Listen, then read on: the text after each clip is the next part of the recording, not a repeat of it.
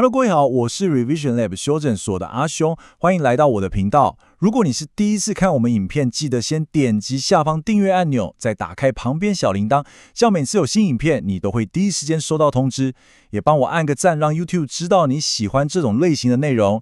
谢谢大家，我们现在正式开始。不知道你有没有过这种经验呢？想说晚餐叫个外送好了，结果光是打开那个 App 餐厅列表就滑了半个小时，越滑越饿，越饿反而越不知道吃什么，最后索性直接去巷口煮个泡面解决，或是想趁周年庆买个新的蓝牙耳机，结果在网络上比了3天3夜，看了几十篇开箱文，规格、价格、品牌全都研究透彻了，结果反而更焦虑，最后什么都没买。如果你觉得这场景好像有点熟悉，恭喜你，你并不孤单。这种选择困难症其实是我们现代人一个非常普遍的通病。而这一切的背后，其实有着非常深刻，甚至是有点违反我们直觉的心理学原因。今天呢，我们就要来深入拆解这个由心理学家 Barry Schwartz 所提出的经典理论——选择的悖论。我们会从4个部分来探讨哦。首先，我们会先来挑战一个大家可能觉得理所当然的观念：选择越多，真的越好吗？这个观念到底是怎么来的？接着，我们会看到现代生活中的选择大爆炸到底有多夸张。再来，也是今天的核心重点，我们会分析过多的选择是怎么样带来2个主要的负面效应。它不只瘫痪我们的决定，还偷偷的把我们的快乐给偷走了。那最后，我们会提供一个非常有意思的解决方案，叫做鱼缸哲学。这听起来可能有点奇怪，但相信我，这会是改变你看待选择这件事的一个关键。好，我们就从第一点开始看起。好，我们就从第一部分开始。我们现在普遍认为选择多是好事，这个观念其实是现代西方工业化社会的一个核心信仰。心理学家 Barry Schwartz 甚至称之为官方教条，英文叫 official dogma。这听起来很严重，对吧？那它确实是我们整个社会运作的底层逻辑。这道教条的逻辑其实非常简单，而且听起来完全没错，对吧？它的公式是这样的：如果一个社会想要最大化公民的福祉，也就是 welfare， 让大家过得更幸福更爽，那最好的方法就是最大化个人的自由，也就是 freedom。 那要怎么样最大化个人的自由呢？最直接的方法就是最大化他们的选择 choice。 这个逻辑链条，最大化选择就能最大化自由，进而最大化福祉。听起来是不是天衣无缝？几乎可以说是我们现代社会运作的底层代码了。但如果这个公式是错的呢？这个想法其实已经深深地刻在我们的文化基因里面了。它就像空气和水一样，我们几乎不会去质疑它。从消费、教育、职业规划到人际关系，甚至是爱情，我们都理所当然地认为，选项越多，就代表我们越进步、越自由，也理应要越快乐。但事实真的如此吗？好，我们就继续看下去。当这个越多越好的官方教条全面落实在我们的生活中，它到底创造出一个什么样的世界？答案是一场席卷所有人的前所未有的选择大爆炸。这里有个很经典的例子， Barry Schwartz 说，他家附近的超市光是沙拉酱就有175种，这还不包括你还可以自己买各种橄榄油和醋回家调配出更多种口味的可能性。175种你光是站在那个货架前面，到底要怎么选？凯撒酱、千岛酱、和风酱、意式油醋酱、法式芥末子酱，光是想一轮就累了，对吧？我们把场景拉回台湾，这种情况可能更夸张。你随便走进一家手摇饮店，那个菜单上可能就100多种选项，纯茶、奶茶、水果茶，还要选甜度、冰块、加珍珠、加椰果、加仙草，排列组合下来不得了你想上虾皮买个手机壳，打个关键字进去，跳出几千几万个结果。打开 Netflix， 划了半天那个推荐片单，最后可能还是回去看你已经看过3遍的《绝命毒师》。这其实就是大脑在面对资讯过载时的一种自我保护机制，是不是真的？随便打开一个 App 都是这样，对吧？这还只是日常小东西哦。如果我们看一些比较复杂的产品，数字会更惊人。Schwartz 提到，在一家消费电子产品店里，光是把店里有的音响、扩大机、播放器这些零件互相搭配，就可以组合出超过650万种不同的音响系统。650万种，你没听错，这已经不能称之为选择了，这根本就是一场资讯海啸。所以我们可以做个对比，过去的世界比较像左边这样，很多事情是预设好的，就像刻在石板上的世界，你没什么好选的。你读什么科系，做什么工作，几岁结婚，很大程度上是跟着社会主流价值观走。但我们现在活在右边的世界，所有事情都变成一个 DIY 组合包，从你的电信方案、你的退休金计划，甚至到你是谁这个问题，你的身份认同都变成一道选择题。你每天早上醒来都得重新决定你今天想成为一个什么样的人。这听起来超级自由，对吧？我们终于可以自己决定自己是谁，但同时这也带来了前所未有的巨大压力，因为当一切都可以选，代表你也要为每一个选择的结果负全部的责任。重点来了，既然我们拥有了前所未有的选择自由，照理说我们应该是史上最快乐的一代才对，但现实好像不是这样。研究发现，过多的选择不但没有提升我们的幸福感，反而带来了2个主要的负面效应，这也是选择悖论最核心的论点。这2个效应真的完美解析了我们的困境。第一个叫做麻痹瘫痪 （paralysis）， 就像电脑开太多视窗会宕机一样，我们的决策系统在面对海量选项时也会直接罢工，最后的结果就是什么都不做。第2个更吊诡，叫做不满 dissatisfaction。就算我们很努力克服了瘫痪，好不容易做出决定了，我们对这个决定的满意度反而还降低了。简单来说，就是选项越多，我们越容易选不出来，就算真的选了，也越容易觉得自己选错了。接下来，我们就来一个一个拆解这2个效应。好，我们先来深入看第一个效应——决策瘫痪。这到底是怎么发生的？照理说，选项多，就算难选，也不至于完全放弃吧。但接下来这个研究会告诉你，情况比你想的还严重。这里有一个非常惊人的研究可以佐证。美国有个很大的基金公司叫 Vanguard， 他们研究了将近100万名员工的退休金投资计划。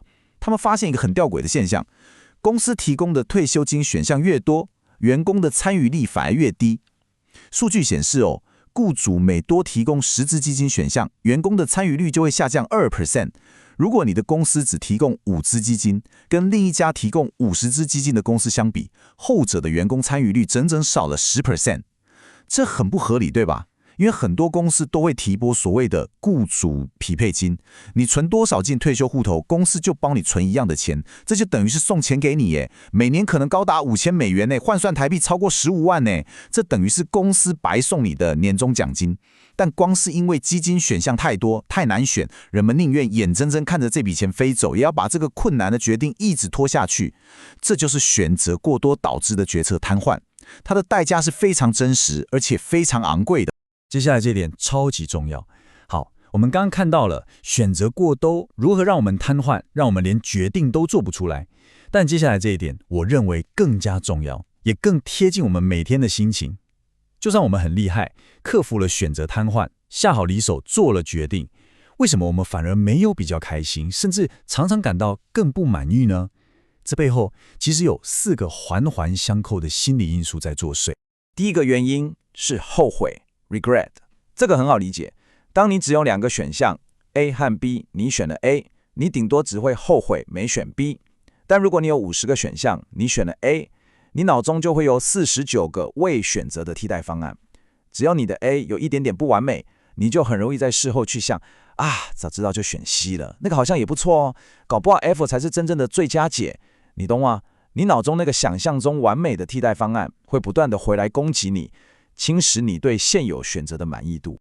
第2个原因是机会成本 opportunity costs， 这跟后悔有点像，但更细微。机会成本指的是你放弃的那些选项中，他们各自的优点会变成你现在这个选择的隐形成本。就像这张漫画里的场景，一对情侣在一个完美的沙滩度假，风景超美，什么都好，但那个男的脑子里却在想，天哪，现在是8月，我曼哈顿邻居都出城了，我家楼下的停车位一定是空的。一个完美的体验，就因为他想到了那个他放弃的超棒停车位，而变得不那么完美了。你买了一台新手机，它的拍照很强，但你同时会想到你没买的那台手机，它的续航力好像比较好。这个续航力比较好的优点，就成了你手上这台新手机的机会成本，让你觉得它没那么棒了。很神奇，对吧？一个客观上很好的东西，会因为你脑中想着那些你没有的东西，而瞬间贬值。第三个原因是期望升高 （escalation of expectations），这点真的超写实。Barry Schwartz 分享了他自己买牛仔裤的经验。他说，以前牛仔裤就只有一种款式，买来穿起来又硬又不舒服，要洗很多次才会变好穿。因为没得选，所以他对牛仔裤的期望值非常低，只要能穿就好。但现在他去买裤子，店员问他：“你要合身、宽松还是直筒？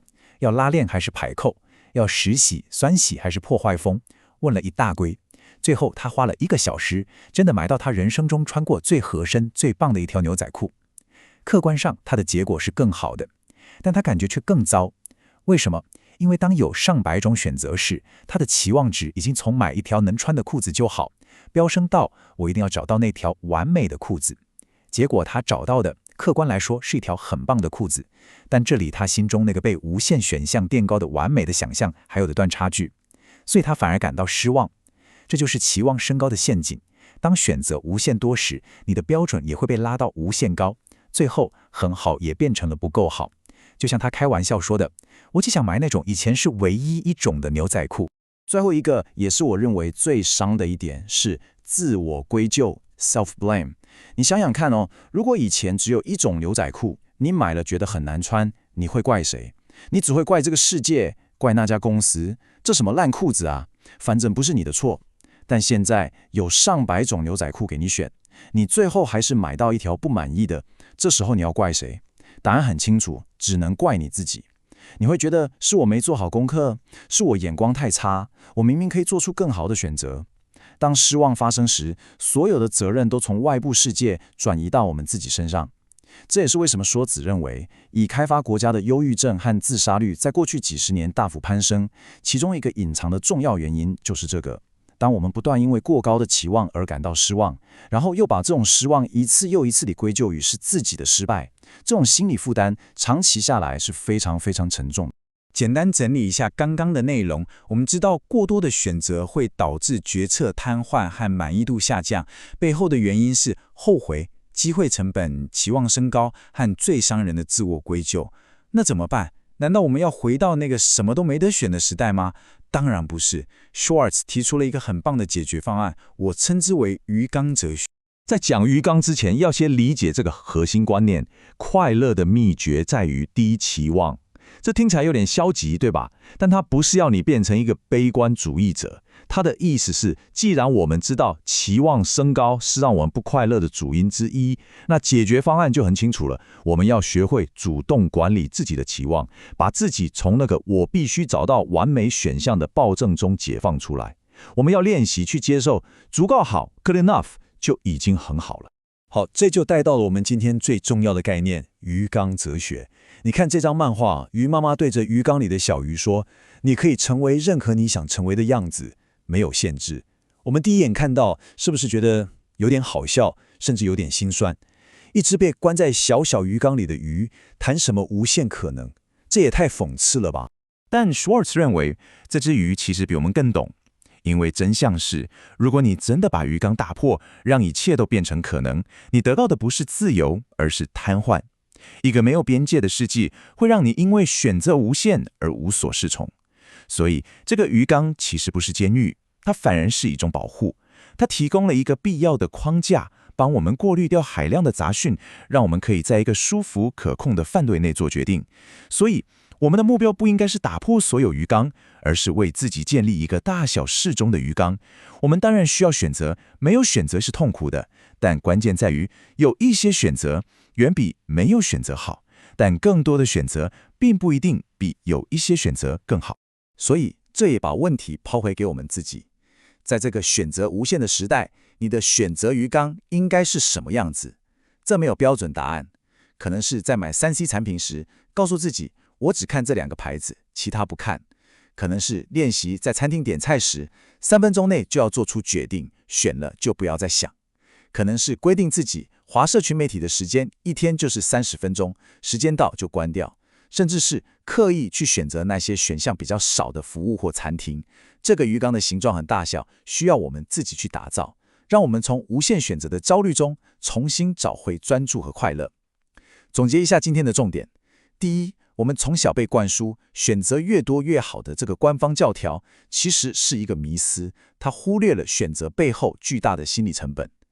第二，过度的选择会带来2个主要的负面效应：决策瘫痪，让我们什么都做不了；以及满意度下降，让我们就算做了决定也不开心。